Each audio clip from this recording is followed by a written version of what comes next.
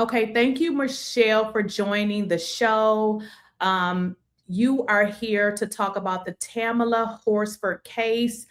Thank you for taking your time to come over. I surely appreciate it. I was able to do some research, and actually, I do know a little about Tamla, but I was actually able to get a lot of information on her. So I am so shocked that all of these things happen. And I feel like well, I do feel like it got some media attention, but it seems like it should have gotten way more media attention than what was given. Because Yes. as I look into this case, I learned things about the sheriff, and then there were information or allegations which I mean, you know more than I would probably know, that they had released her picture. So just a whole bunch of stuff that I was just like, oh my God, I was shocked that nothing else happened. And then it was sent to is it the GBI or something like that in Georgia? And Yeah. they just upheld the decision. But when I watched your video, and I want to play this right before you get into, the story as it relates to Tamla, you had kind of drawn a correlation to the two situations as it relates to Nolan Wells and the Tamla case. And then when I started looking into it, I said, oh my God, I feel like we're reliving this stuff again. Right. Because as I learned about Tamala's case, they said her family was restricted from seeing photos of her autopsy photos. And I said, what? And it reminded me of the Nolan Wells family. They said that the family was restricted from identifying his body in the beginning, that they used dental records. So this was a little bit creepy. But before we get started, I want to play this quick video that I got off of your TikTok. She was out with people who were not her friends, actually. She'd never met most of the women at the party, or the men. There was only one friend that she had known for like 5 years there. But as we know in the Nolan Wells case as well, those were not his friends. But similarly in Tamla's case, I'm going to post pictures here where you're going to see the medical examiner took back injuries that the police used to declare her death an accidental fall. The police and the medical examiner state that her neck was broken, her wrist was dislocated, when in reality, the medical examiner, a year and a half later, when the case was opened by the GBI, which he worked for, but they had never interviewed him the first go round, in the police investigation for Forsyth County Sheriff's Office in Cumming, Georgia. He actually took back the broken neck and said it was actually only hyperextended, which was what the police said killed her. They said her broken neck. And then they said her wrist was dislocated in the autopsy, when in reality, the independent autopsy that the family also had to do, similarly as in the Nolan Wells case, the independent autopsy revealed many more broken bones, many more injuries, but the wrist was actually a compound fracture with the ulna bone protruding the skin, and it was post-mortem, which the father also brings up in one of his many interviews with Forsyth County Sheriff. But as they mentioned in their interview, they only went by the Georgia medical examiner, the GBI autopsy. They would not consider the independent autopsy. They did not want her case on social media. You'll hear them talk about that in interviews on my profile. And why not? Why didn't you want it on social media? Because they didn't want it to turn into what Nolan Wells case turned into. The public outcry, the protests, the big names like Crump and Kaepernick and Tyler Perry coming out and demanding justice. So Tamla, unfortunately, has not gotten her justice, and it's been 7 years. November 4th of 2018, she lost her life with a group of white people. There were 4 men present at that party that she was invited to, and like 9 women, who all say they didn't see anything, but we all know that's not true. because as the father stated in one of his interviews, which I'll also post on my profile, one of them said in court that she left before it went down. Well, that right there shows something happened. You know what happened. And GPS that the GBI obtained a year and a half later showed that she didn't, in fact, leave the party. She was there. So they all lied, which we already knew. But in my case, they tried to sue me for defamation. They tried protective orders. They tried filing false reports of stalking against me, saying that I was harassing them and stalking them because they wanted me to shut up. So this case did not get out onto social media like the Nolan Wells case did in the beginning. After 4 years of them trying to sue me, mind you, only 7 of them sued me. There were 13 people there, but only 7 felt defamed, oddly enough. And they finally, after 4 years with not a single piece of evidence, dismissed because the judge wanted to know who was paying for their lavish lawsuit with 2 attorneys and 7 plaintiffs. They did not want to divulge who was paying for the lawsuit, so they dismissed. That in of itself is another huge red flag, because I believe the county was also involved in trying to cover this up and in suing me to keep me quiet, which clearly has not worked. As you can see on my profile, in fact, I even wrote a book, 200 plus pages that you can read. It's available on Amazon or Barnes and Nobles. It's called Search for the Truth by Michelle Graves. And no, I'm not trying to make money on my book. I get about $3 or $4 every time I sell a book. I just want people to know what happened and the injustices that are still going on in Forsyth County as far as the racial tensions and the racism that is still alive and well today in Forsyth County, Georgia. But take a look at my book if you want. If not, I don't care. I just want you to know about this case. If you have never heard about it, go to YouTube. There's been hundreds of podcasts. You can listen to the police audio and different body cam and different audios I have on my profile about this case and the injustices that were done to Tamla Horsford. And I only hope that Nolan Wells gets his justice because those were not his friends. Much like the women at Tammy's, the party she was invited to, those were not her friends. And again, many people, have heard differently. There's been a lot of misconceptions, but she only knew one of the people at the party for a good bit of time. Everyone else was Jean's friends, the lady who was having the party, the one you'll see in that birthday video that has gone viral with the big A on her t-shirt. She's the one. It was her house. It was her party. And Tammy had only met her 2 months earlier at only a football practice. And she makes a point in her statement to police saying the only reason that she even was friends with Tammy, not even friends, I'd say acquaintances at the football field, was because her son wanted to play with one of her boys. She had 5 boys. So her son, John's son, wanted to play with one of Tammy's boys. And so that's the only reason that she even befriended Tammy. So again, those were not her friends either. So. Okay, so before we get into it, I want to kind of give the audience a background. Tamla Horsford, this happened on November 4th, 2018. She was discovered unalive in the backyard of a Cumming, Georgia home where she had been attending a slumber party with other football moms. This was the night before she had attended this slumber party. She was 40 years old and a mother of 5. And I would assume, Michelle, you were not at the party. No, I was not at the party.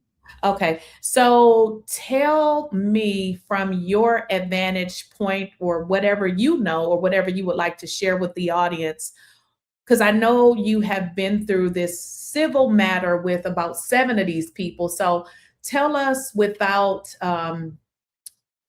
naming names, I would say. So we don't want to we don't want that, you to get in any situation with those people. by naming them individually, but from your firsthand account of what happened, because you were friends with Tammy, I assume, right? Okay. Yeah. And how long were you guys friends? I know she passed away in 2018, but prior to 2018, how long had you guys been friends?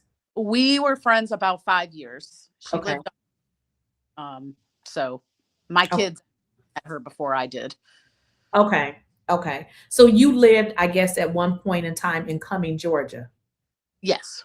Okay. Okay. So because there is so much information out there, like there's so much information that I was shocked when I read it. I said, whoa, we may be in trouble because it seems like this was happening in 2018 and here we are in 2026 and it's happening again. So from what you know and what you can tell us, well, before you explain that, are you still in contact with Tammy's husband? I haven't, well, I spoke to her husband several months ago, but I'm very close with her father and several of her aunts. She had 5 aunts. So Okay, great. Okay. So tell us from your, from the information that you have, because from what I've learned, it seems like a cover up. It seems like something happened to her. And this is me, just speaking off of just the little bit of information that I know. Just reading the information, I was shocked to know that they didn't do a rape kit or anything. It just seems like they just did nothing. And I was really shocked. And as I read through the information, I learned that there was someone that worked for like the state or something. I don't remember his exact position, but he had gotten fired for trying to access information, which was really odd that he would try to go backhandedly and look at information. It just reeked of a cover up to me. yes. Well, that was Jose. Jose was the boyfriend of Jean at the time. Um, he was a court officer Yeah. for the district attorney's office. So he worked directly under the district attorney. Um, he also was a probation officer Mhm. for the city of Cumming prior to his Forsyth County job for the district attorney. He was fired from that job as well for lying. And then he also worked for 6 months at Hall County as a probation officer and was fired after only 6 months from that job as well. So he's not a trustworthy person. Literally, it says lying is the reason that he got fired from these jobs. So, and believe it or not, he wasn't actually fired for accessing the case 3 separate times before during the investigation, he accessed the case 3 times, not just once. He was actually fired for accessing my information because I made a big stink and went to the police station and said, hey, I found out that he had accessed my information because when the 6 of the people went to the magistrate court and filed 6 magistrate arrest warrant applications against me, advised by the sheriff's office to do so, in an effort to shut me up. They tried to say I was stalking them and get me arrested, but that didn't work. They were all dismissed, all 6 of them. But my driver's license number was on all 6 applications. And I knew there's no way somebody would have my driver's license. It's not dark web and get that. So I immediately to the police station and I was like, the only person who would have access to that would be Jose. And so I filed an investigation with the GBI because you can do what's called like a GCIC query and find out if anybody has looked up stuff. So I did find out that he did. And then Ron Freeman, the sheriff, actually told me, oh no, I stopped that today. I'm going to look it up, not the GBI. I said, okay, well, I want to know who looked up my stuff because tried to convince me that you could buy my driver's license number off the internet. And I was like, No. right. So I was like, yeah, you can't do that. So finally, I didn't find out till January 31st in a meeting actually that took place between the sheriff and Tammy's father, where he admitted that Jose did access my stuff and that's when he walked across the street to the judge and said, he accessed her stuff and then they stopped his access and then they fired him the next day. And never saw anything about Tammy's case online until then was because the only reason anybody even heard of her was because I filed a police report the next day, which was February 1st, about him accessing my stuff and getting fired. And the news went to the police station and pulled incident reports to get stories, and they found that one and were like, well, what case is this, connected to? And Mike Pachenik, actually from Channel 2 at the time, he worked for them. He actually is the one who contacted me. And then Forsyth County News, one of their investigators actually contacted me. And that's how it actually made it to TV. But that was 3 months later. Oh, wow. So the family had even asked the Forsyth County News right after it happened, hey, why isn't this out in the news? Why is her case not out there? And they said, oh, the sheriff's office said there's nothing to report. So they tried to keep it hush hush as long as they could. Wow. So nothing to report. Now, what do you remember from that night? Because I was reading somewhere, and I don't remember exactly what I read or where I read it, but I read something where I don't remember the names because I don't know these people from Adam, but there was some information that I read where somebody at the party, after they discovered that she had passed away, they said her phone was ringing and that they can see that it was her husband calling, and that they just didn't do anything because they didn't know what to say to her husband. And I'm just like, oh my gosh, this is terrible. Yeah, that was John. That was the party goer. She said that her phone, Tammy's phone in the morning was ringing, but they were told by police not to answer it, which is total BS. But yeah, because he was calling wondering, because he knew his wife. His wife would never just not, at 11 o'clock in the morning still the next day, would never not answer her telephone. She was talking to her stepdaughter at 12:32 a.m. the night before, concerned about one of her boys. So, and you can hear it plain as day in the video that she's saying, keep me informed. I'm concerned. Let me know what's going on. So she had no intention of putting her phone on a phone charger, which Stacy says in her statement, oh, they wanted their phones to sleep together. So they put their phones together and, then she went to bed, and Tammy would never have put her phone away from her because she was literally concerned about her son at 12:30 at night. So she wouldn't have just been like, oh, well, I mean, her youngest was 4 years old. He basically was a baby. So there's no way she would just go to bed without her telephone. So they had to have taken her phone and her keys and everything else from her, because she would have called her husband or called me or called somebody, an Uber, somebody to come get her if she didn't want to be there. So the stories are, it really reminds me of the Nolan Wells story, because as I go, like I look through it over and over and I find different discrepancies.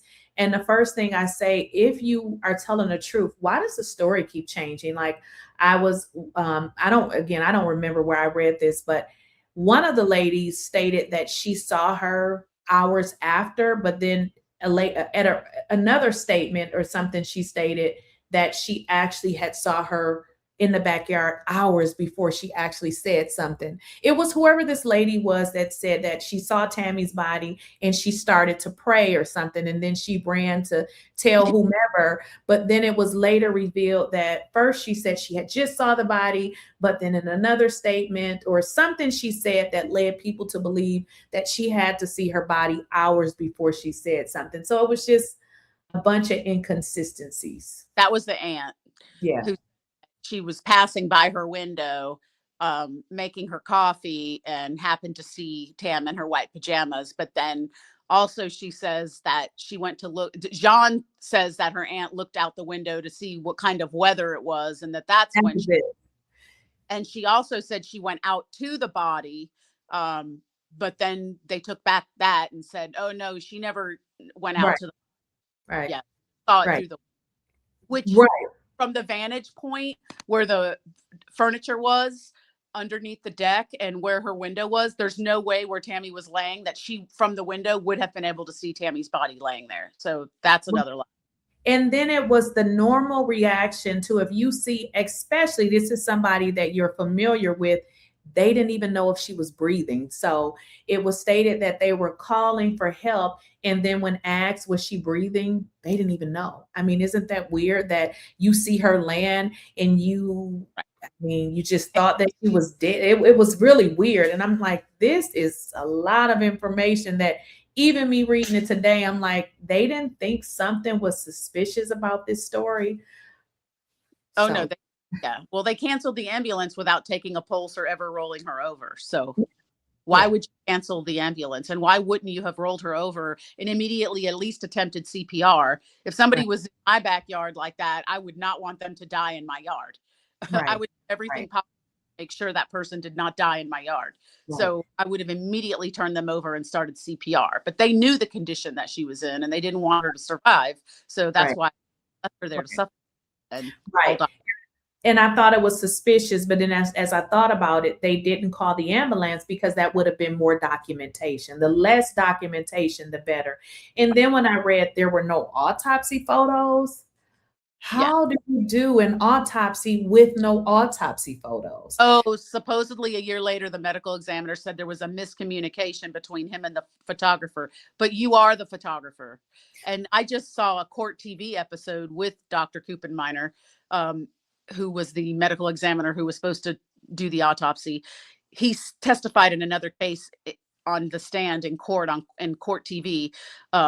And said every step of what you do in an autopsy and about the photos and about what you do to determine manner of death, cause and death. So he just totally like hung himself basically because he didn't do any of those things. And Right, Tammy, right, but there was no miscommunication because you're the one who takes the photos. So right.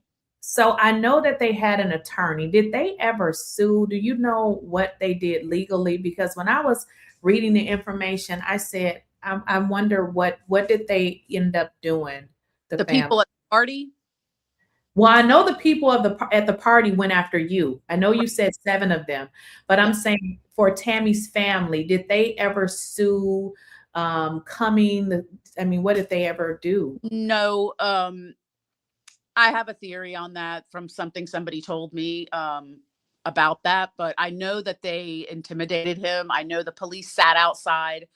He still had to live there because he still worked in Forsyth County. He moved here because he was partners with the business Right, that he helped, run. So, unfortunately, he still had to live in the county right, and had 5 boys he had to watch out for.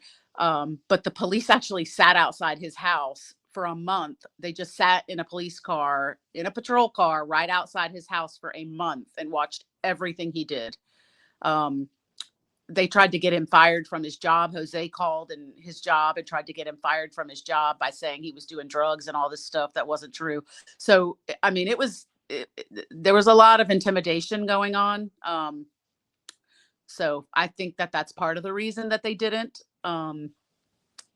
You know, I thought about that too. When I thought about it, I said, possibly, because of the kids, but when I think about it, I said, this is the same thing that's going on. What I right? tell my audience is I said, one thing about these people, they don't change. It's the same tactics. The same thing with Nolan Right. Wells' mother. Yeah.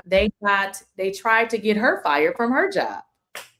They even tried to get me fired at my job.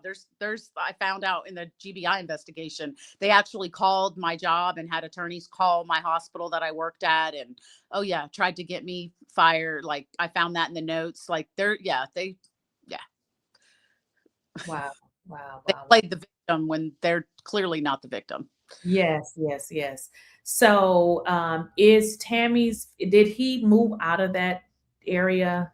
He's no longer in Forsyth County, but he is. Great, uh, great. I'm Yeah. glad he moved Uh, out of there. Yeah. That's Coming, Georgia. yes. Right, okay, Forsyth, Georgia, and Forsyth County, and it was Forsyth County, which is Cumming, Georgia. okay, So okay. And you say you spoke to him about a month or two ago? yes, I went to visit him like several months ago. It was probably back in, I don't know, Oh, it was several months ago, yes. That how I is went, he doing? I mean, they're not good. Yeah. I Uh, really want them to sue them because they have a lawsuit, I mean, the now, and you please correct me because I know I don't have the names, but I read where the sheriff, they said he got fired, but something about he was putting the pictures out online or something. It was just some really crazy stuff. Yeah, it wasn't the sheriff. It was the lead investigator on the case, who was a known racist that the sheriff hired. And he called himself a racist cracker bastard in text messages at the scene of the crime that he shared with his girlfriends. The girlfriend happened to call me and reach out to me. And then another girl reached out to me and realized that both of them were seeing this cop, Michael Christian. So then they were mad because they realized that he was seeing both of them and they didn't know about each other. So they found out about each other because of me. So that put fuel on the fire. So they both went to the news and wrote to Post certifies the police officers and their pensions and all that stuff. And so he did wind up losing his pension, but the sheriff still never fired him. He allowed him to resign in hopes that he'd keep his pension after sharing crime scene photos, compromising the case, calling himself a racist cracker bastard, and saying it was a nice day to dig a shallow grave by the roadside. And yeah.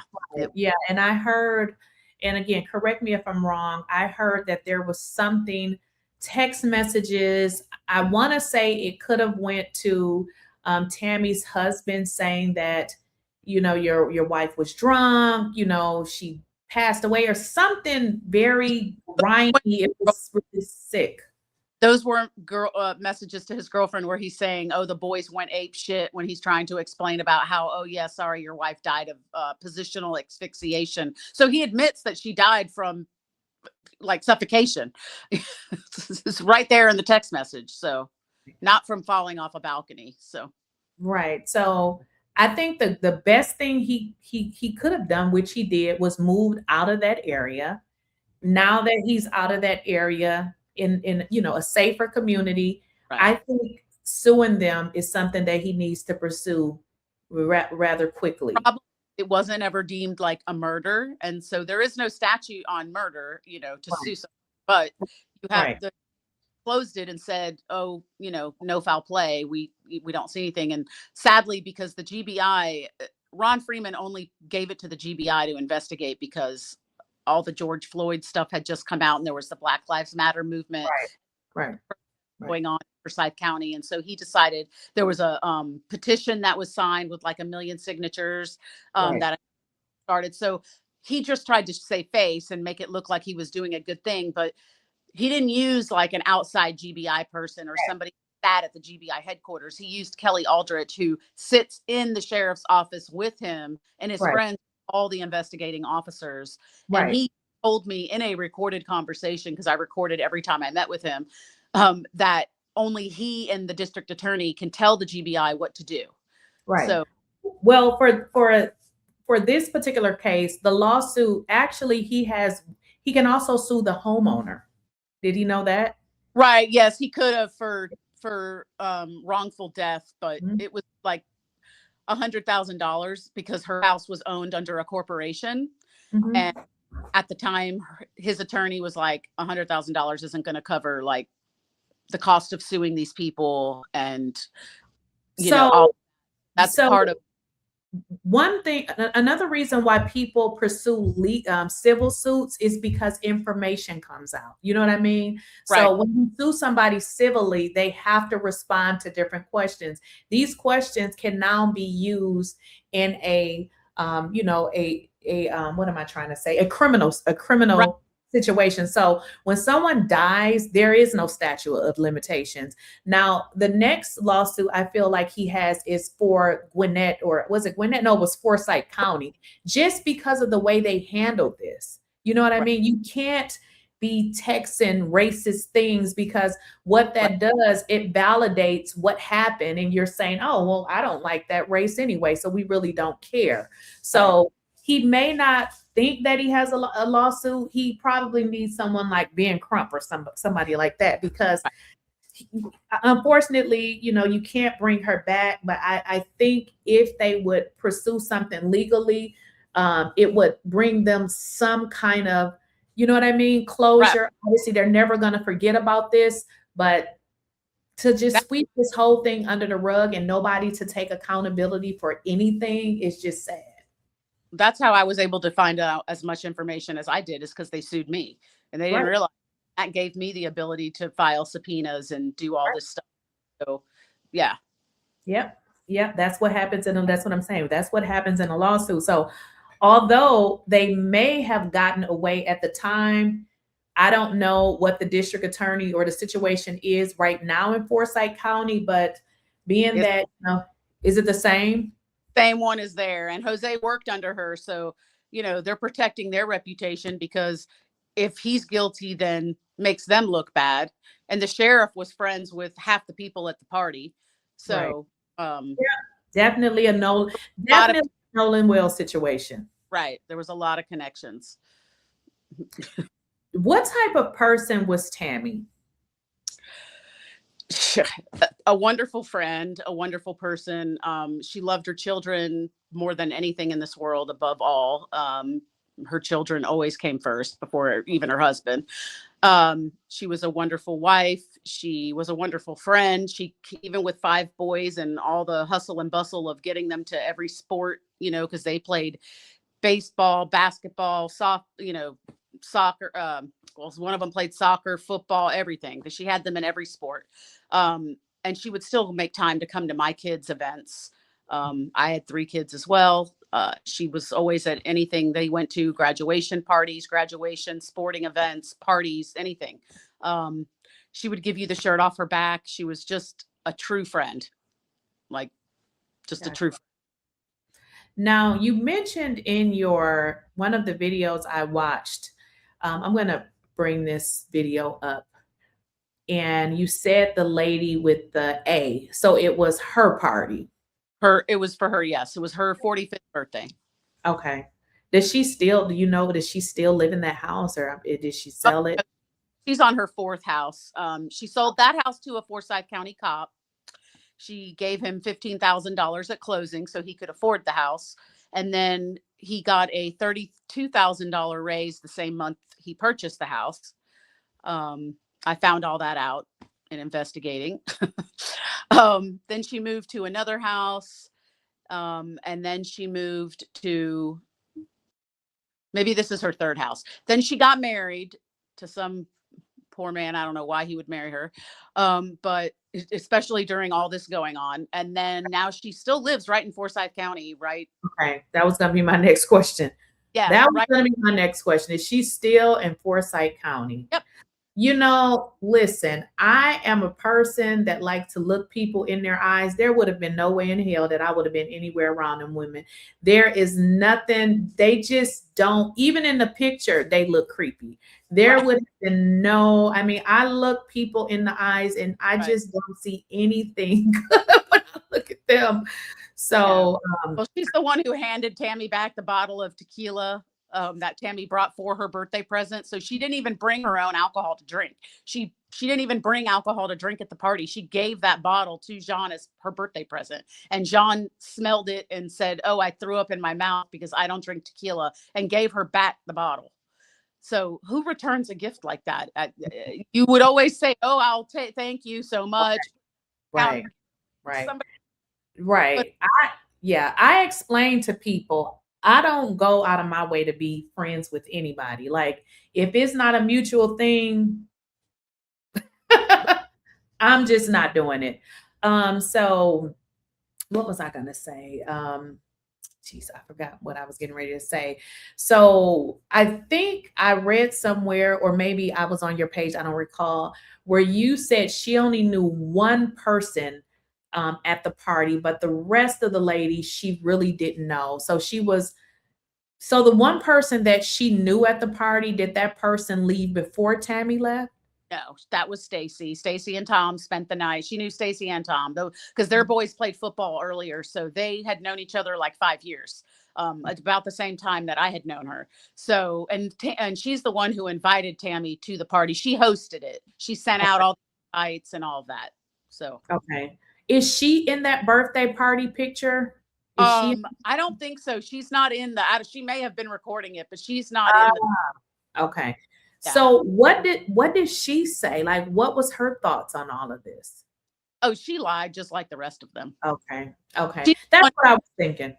On my profile on TikTok, I had posted the messages. She's one of the ones who, in her message, she says, "Oh, Tammy fell face first down the back deck steps."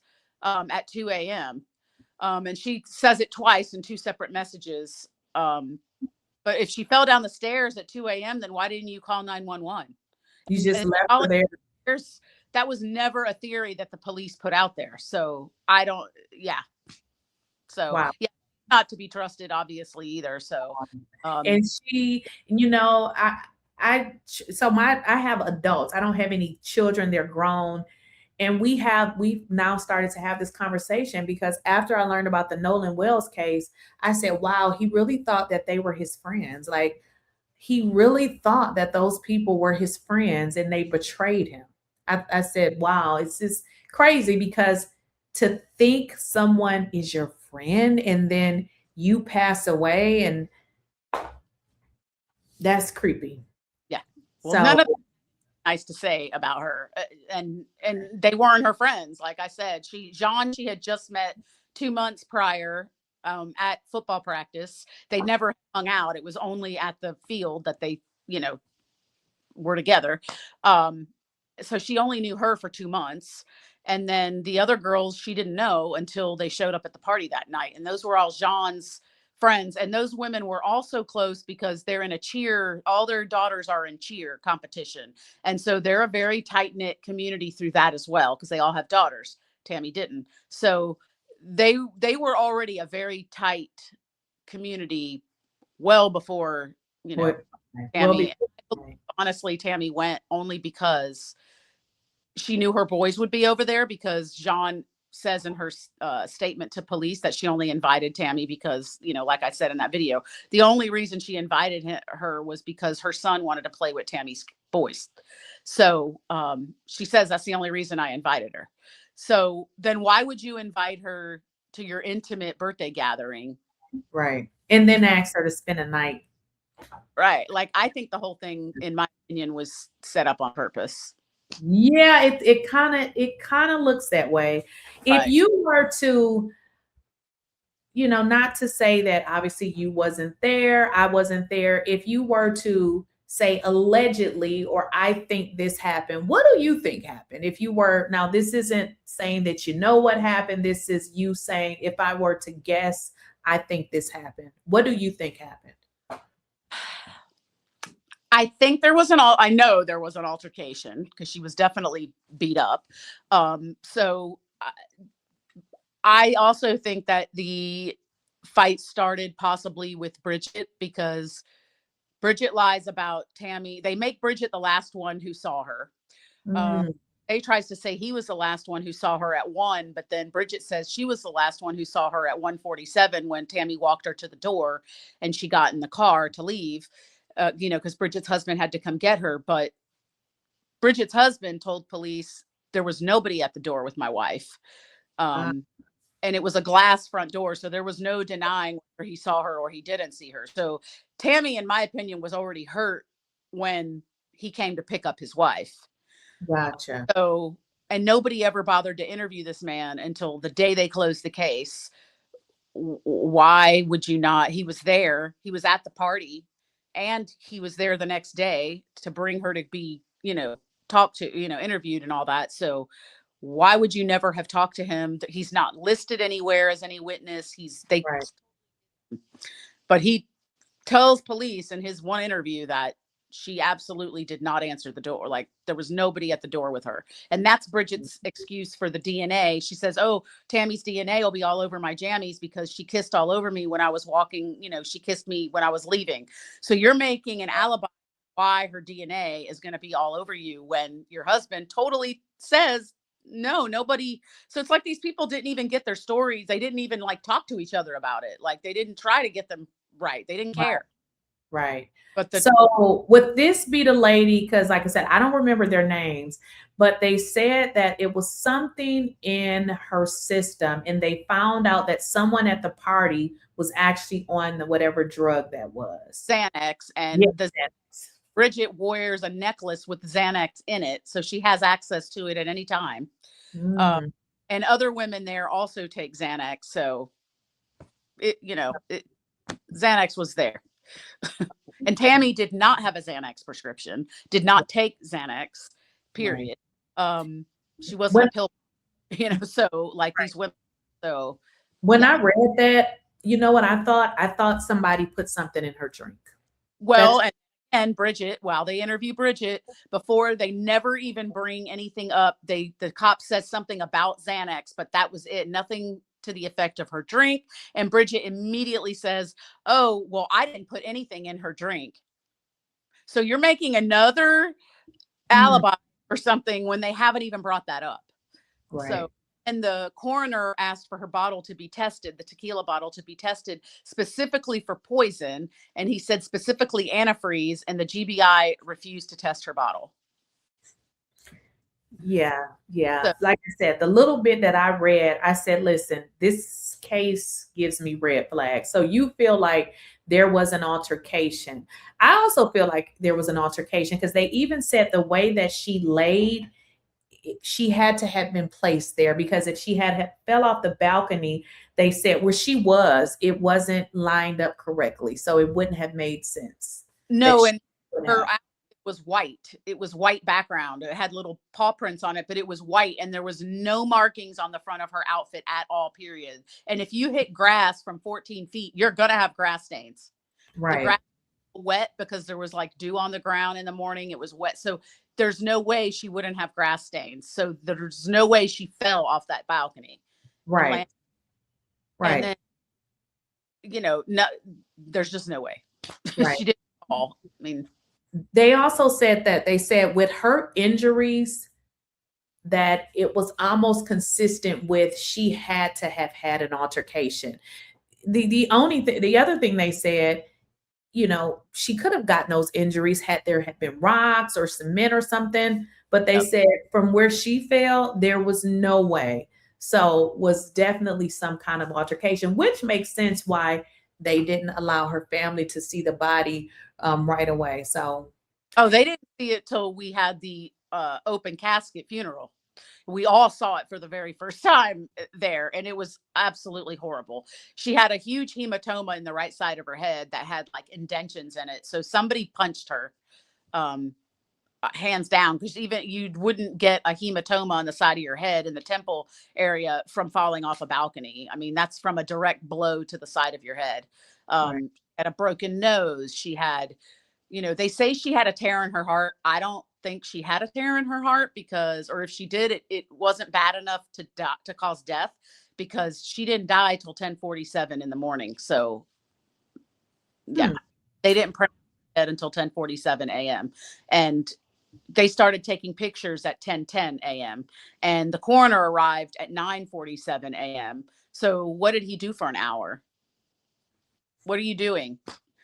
And there's bubbles coming out of her mouth in the photos from the crime scene from when they're taking pictures and they just roll her over. And there's no way you can have bubbles coming out of your mouth and your have air. So she was still alive. Gosh.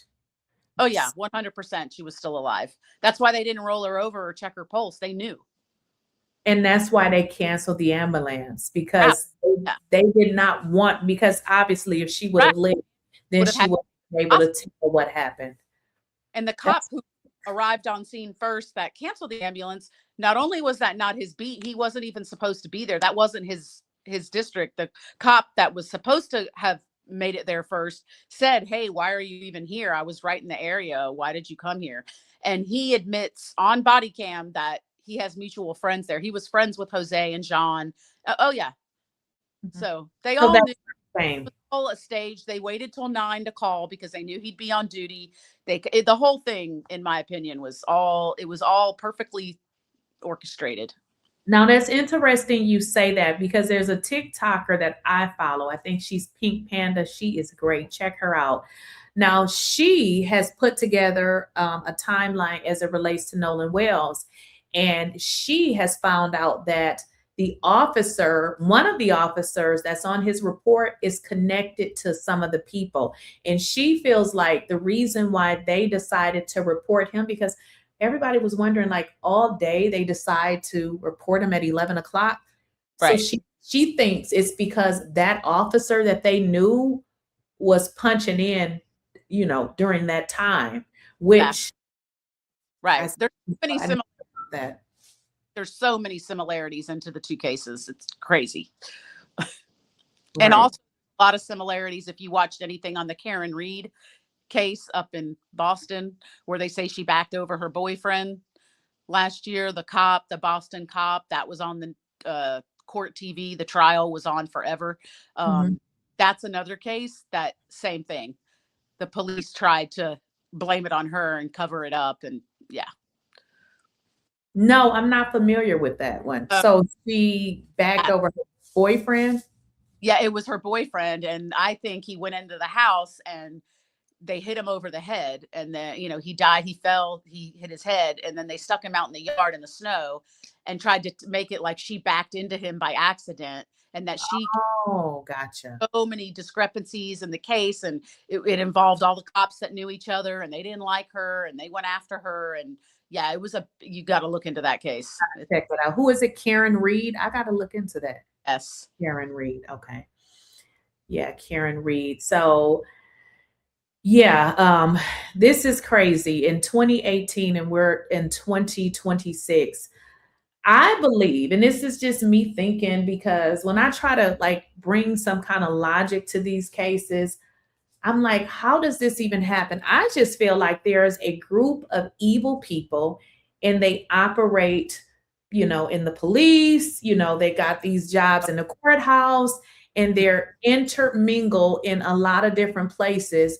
And then they just cover up for each other. Because yeah, 100%. Everybody, all the cops involved in Tammy's case got raises that year. Like the sergeant that canceled the ambulance, he got a $10,000 raise. Some of the detectives got $10,000 raises. The cop who bought her house got a $30,000 raise. I mean, it could be coincidental, but it's to the ex-husband of Jean, the host, the one whose party it was. He sent me a text message that clearly says, I will back her 100% financially to get this case closed. So yeah. Was that the guy that you had? You had like, I don't know if it's like 30 minutes, but you were talking to someone on your TikTok and it was, I don't remember the guy's name, but he was previously married to someone that was at that party. He's a big, tall, heavy set guy yeah, that's him. He says that Tammy was of a different class of his wife. Yeah. Party. Yeah. Mind you that Jose, before he got fired from the 3 county jobs for lying, he was a fry cook at Zaxby's. So I don't know what class he's referring to, but yeah, I heard that. And I'm just like, yeah. So, okay. Yeah. Okay. So, yeah. Well, yeah. I'm glad to see you are, you know, keeping in contact with her. You said her aunts and her dad and everybody. As it relates. I know this is hard. I mean, death is hard, but to feel like your loved one did not receive adequate justice and then they just sweep it under the rug. Oh, she just fell over the the balcony with these injuries just doesn't it doesn't make any sense. Now, you should, I know you're in contact with the family, you should urge them to reach out to attorney Ben Crump.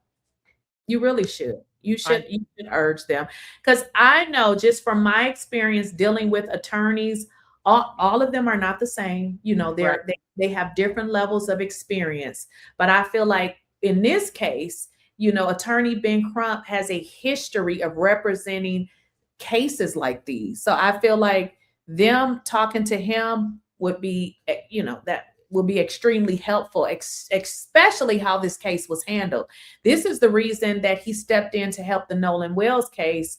You know, they reached out to him, and I think if it wasn't for him, they wouldn't have gotten all of this media attention. No, the problem with Tammy's, it was so late after she died that media coverage cut because they kept it, you know, swept under the rug for so long. Right.